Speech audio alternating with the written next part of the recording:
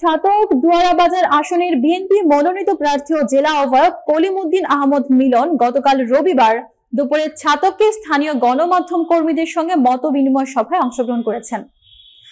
সভা তার বাসভবনে অনুষ্ঠিত হয়।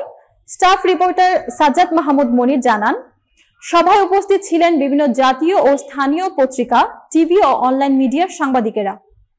মিলন বলেন, গণমাধ্যম কর্মীরা হলেন সমাজের আয়না। আপনারা সত্য তুলে ধরবেন, সেটাই আমাদের প্রত্যাশা। আপনারা আমাদের সবচেয়ে বড় শক্তি। তিনি আরো উল্লেখ করেন, বিএনপির সকল নেতাকর্মী ও সমর্থক ঐক্যবদ্ধভাবে কাজ করছে।